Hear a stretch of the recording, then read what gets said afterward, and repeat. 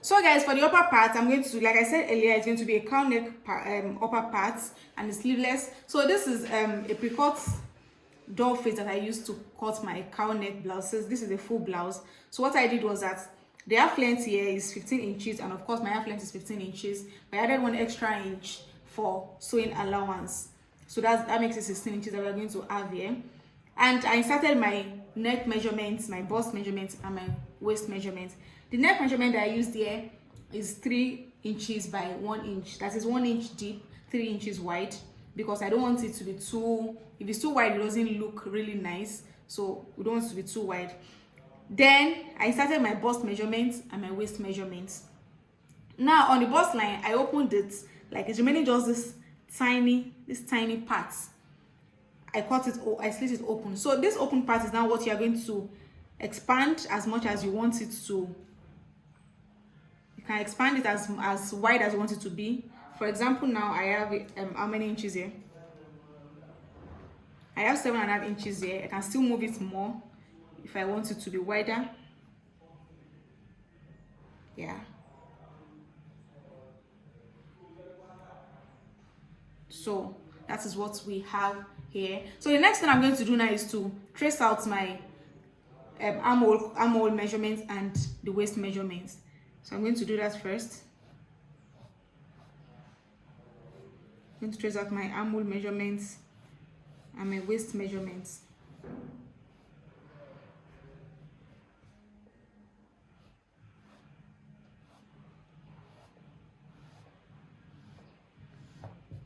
So having done that, I'm going to come out and do the same thing to my shoulders.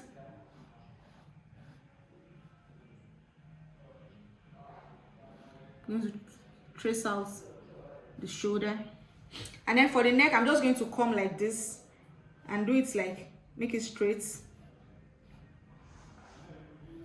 Just do it like a straight line, like so.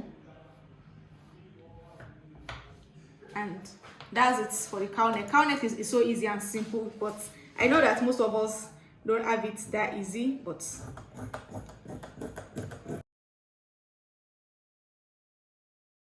this is it for the front. I can even go a step further and notch where the shoulder is going to start from, just to be double sure. Yeah, so that's it for the front part. Then for the back part, I'm going to use this same pattern to cut the back part, just that I'm going to attach it together back, at least close it together back, and use it to form the back part. So the next thing I'm going to do right now is to cut another part that is going to form as lining for this front part. Please note that for the lining, you can use any other fabric, but because I'm using a crepe fabric and a pattern crepe at that, I don't want it to be a case of where I'm going to wear clothes and another color is going to be showing underneath. But if you're using any other fabric that is not crepe, which I'm guessing should be a fabric that is very, very light, because thick fabric is not going to fall, you can use something else as lining. But it's always advisable to use the same fabric as a lining, so that, I mean, the beauty is just perfect together. So I'm going to cut it, and since it's half length, I'm going to just cut the same thing for the whole upper part, so that just line it up to the half length. But if it's a full blouse, please, you have to line it to the waistline. I'm going to use the same front pattern, the same pattern I used for the front. I'm going to use it to cut the back. Trace out the same pattern, of course, without the whole cowl effect. And don't forget to add your 1 inch sewing allowance at the edge here. So I'm simply going to be using the same pattern for the back parts without the cowl neck measurement, and of course with our 1 inch seam allowance.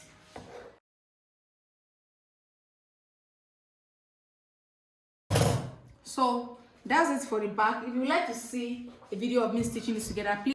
So I'm starting with stitching the trousers. I'm taking one piece of the front and one piece of the back, and I'm going to join it all the way down at the center, not at the side. I'm starting my joining at the center. So I'm going to hold it in by half inch in the standard measurements for joining trousers, so that it doesn't bulge and it doesn't get too big. So I'm going to hold it in by half inch and sew it and join it all the way down.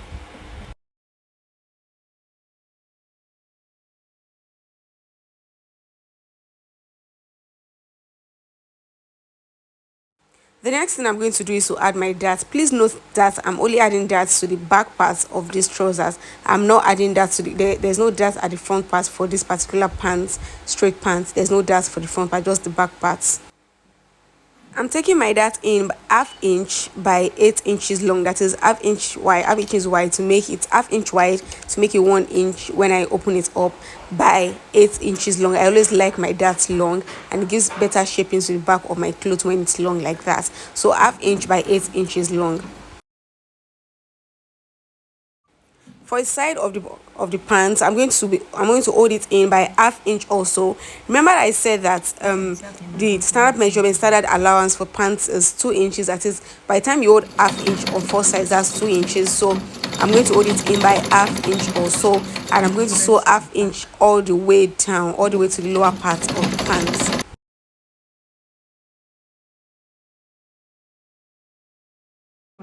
Next I'm going to do is to put the two pants together. That is front facing the front, as you guys can see, the front facing the front, same way we sew our regular clothes.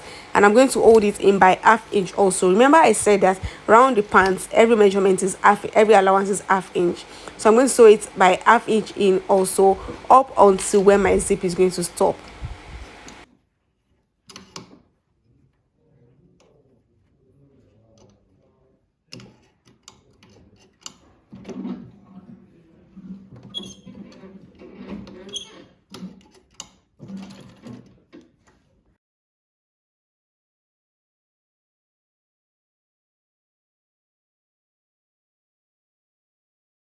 For the upper part, I have turned it round using half inch from the neck to the armhole to the side. The only part I left open is the lower part for joining and for turning out.